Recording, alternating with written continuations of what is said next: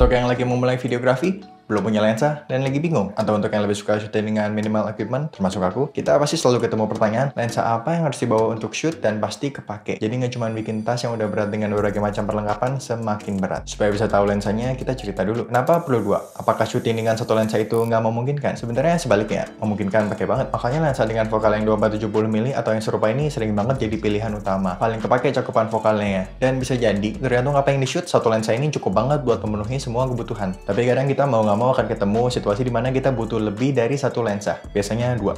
Soalnya dua lebih dari satu. Kalau untuk talking head kayak gini atau untuk interview biasanya supaya bisa di-cut ke angle satunya lagi, atau bisa juga untuk kebutuhan multicam lainnya. Intinya kita butuh lebih dari satu angle di waktu yang sama. Jadi biasanya bukan karena keterbatasan lensa itu sendiri, tapi emang karena butuh lebih aja jumlahnya. Terus pas kita butuh seenggaknya dua lensa ini, lensa apa yang harus kita bawa? Cukup dua lensa ini. Ya sebenarnya bukan lensa ini juga sih, ini buat gambaran aja. Ini ada beberapa vokalnya yang bakal sering banget kita temuin. Ini dalam konteks full frame ya. Jadi kalau pakai APS-C atau Mega Four Third, jangan lupa dihitung ekuivalensinya dulu. Ada 16 mili, 24, 35, 50, 85, 100, 135, 200. Oke, dari beberapa angka yang disebutin ini, coba pilih satu.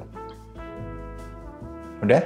Sekarang coba angka yang udah dipilih itu ditambah 7, dikurang 4, dikali 2. Bukan. Ntar jadi channel sulap ini.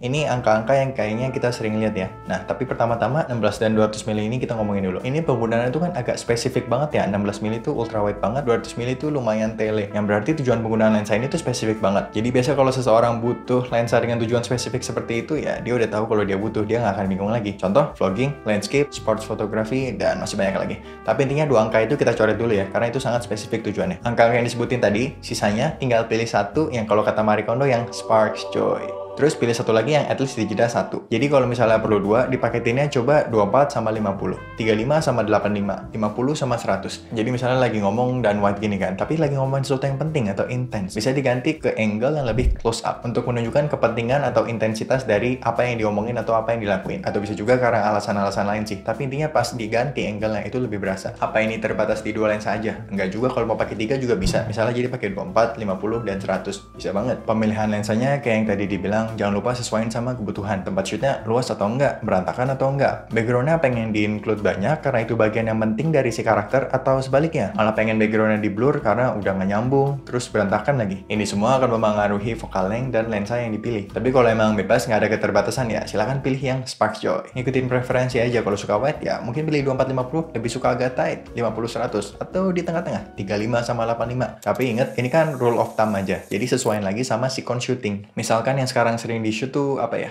Anggaplah video podcast ya. Kita gunain prinsip yang sama. Seenggaknya di jeda 1 kayak gitu. Biasanya subjeknya 2 dan kamera 3 dengan denah seperti ini. Misalkan dibuat pakai 24 mili dan angle ke masing-masing subjek A dan B ya sama-sama pakai 50 mili. Jangan satunya 50 mili, satu lagi 85 mili. Jadi agak aneh nanti. Yang satu lebih menuhin frame atau kelihatan lebih ngezoom dibanding yang satu lagi, jadi beda. Nah, itu contohnya. Jadi ini tetap dipakai sebagai rule of thumb, tapi ya nggak plek-plekan juga gitu loh. Ada 3 kamera, nggak mesti 3-3-nya beda juga. Tetap sesuaiin sama apa yang di-shoot. Terus brand yang digunain buat nge-shoot ini penting atau enggak? Ini cukup menarik, soalnya ini penting nggak penting. Dalam artian gini, kalau ngomongin takut nggak tajam atau gimana-gimana, rasanya sekarang semua lensa udah cukup bagus ya, udah tajam dan lain-lain. Tapi di sini tuh konteksnya ini lebih penting karena nyambung sama keribetan yang akan dihadapin di post production alias editing. Kalau diurutin dari yang paling gampang diedit tuh nantinya kamera sama, lensa sama, kamera sama, lensa beda, kamera beda, lensa beda, udah kamera beda, lensa beda, brand kameranya juga beda. Mungkin ketebak ya, kalau mau yang editing live-nya paling gampang ya coba pilih yang kameranya sama dan lensanya juga sama semua. Dijamin life is good, semuanya bakal gampang dari awal, semua udah sama. Soalnya kamera yang sama dengan lensa yang beda aja akan ngasilin hasil yang agak-agak beda juga. Entah karena lebih nggak kontras atau warnanya agak lain. Jadi kalau gitu aja beda, apalagi yang brand kameranya juga beda. Waduh,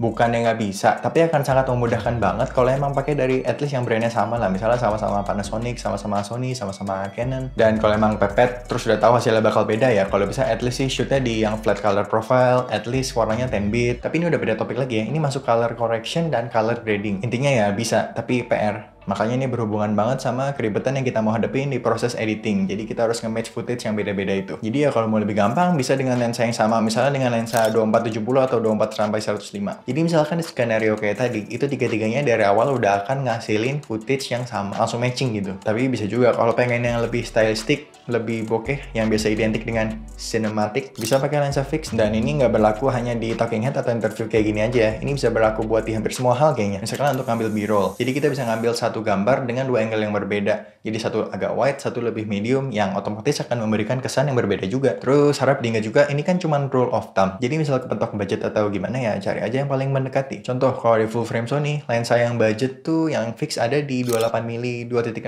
sama 85mm f1.8. Dengan dua lensa budget ini juga udah bisa dapat hasil yang mantep banget kok. Atau kalau nggak masalah sama lensa third party, sekarang banyak banget kayak Sigma, Tamron, Viltrox, Samyang, dan lain-lain. Kalau di APS-C Sony misalnya, ada trio Sigma, lensa 16mm, 30mm, dan 56mm. Semuanya di f1.4. Trio mantep. Di full frame Sony, pengen 24mm yang G-Master, aduh tapi mahal banget. Sekarang juga udah ada 24mm dari Sigma, Viltrox, Samyang, Tamron. Kayaknya hampir di semua focal length yang umum dipakai, sekarang udah ada lensa third party-nya dengan harga yang lebih bersahabat dan kualitas yang lumayan bagus. Tinggal cek review lensa yang mau dibelinya aja dulu. Biasanya itu akan ada trade-off-nya pastinya ya. Entah dari build quality, autofocus, warnanya agak lain, dan lain-lain. Tapi habis dicek kan udah tahu tuh. Nah, tinggal kita pastiin trade-off yang ada dari lensanya itu cocok nggak sama kita? Apakah masih bisa memenuhi kebutuhan kita? Kalau iya, bagus. Kalau nggak, ya sayang sekali, silahkan cari lagi. Aku lumayan banyak pakai Sigma 16mm dan Sony FE 35mm f1.8 ini. Ini dua-duanya dipakai di crockpot yang berarti ekuivalen sama 24 dan 50mm. Dan kadang pakai Sony FE 35mm dan 85mm f1.8 ini juga. Tapi kalau lagi bebas, biasa aku akan pilih yang lebih wide. Mungkin makanya orangnya badannya makin tahun juga makin wide. Conclusionnya, untuk yang kementok budget, mungkin bisa pertimbangin lensa third party yang fix. Selain bisa dapat look yang berbeda dan lebih stylistik, karena lensa third party juga udah banyak banget opsinya. Untuk yang suka lensa fix, jangan ngeremehin hasil yang bisa didapetin dari dua lensa fix. Walaupun itu dengan dua lensa